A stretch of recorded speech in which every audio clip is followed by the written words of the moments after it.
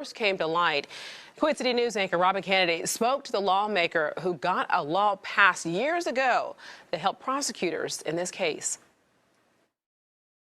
It certainly becomes emotional. These are the types of cases that pull at your heartstrings. Representative Kelly Hastings helped create a law in North Carolina that's very likely the main reason that the parents of missing 11-year-old Madalina Cojocari are in jail right now. We learned through the process that it's important. That first 48 hours is really important. Kaylee's Law is named after Kaylee Anthony, the Florida toddler who wasn't reported missing for a month and whose mother, Casey, went on trial but was acquitted of her little girl's murder in 2011. To find there was a loophole and add a new provision, that was really important to do. Kaylee's Law in North Carolina makes it a felony for a parent or a caregiver not to report a child missing to law enforcement within 24 hours.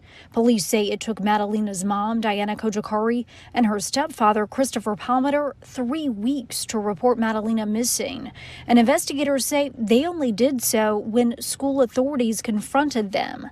Both are in jail for failing to report Madalina missing to police. Kaylee's Law was not in effect years ago during another high-profile missing child case in Rowan County.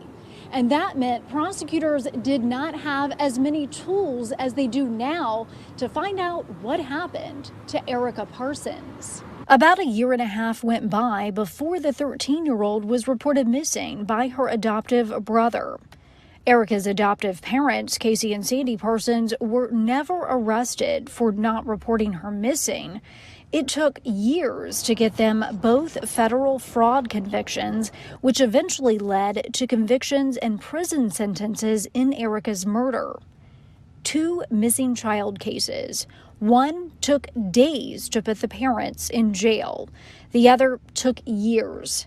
The difference came down to one law. To be elected and have something this meaningful become law, it's really important to me. In Charlotte, Robin Kennedy, Queen City News.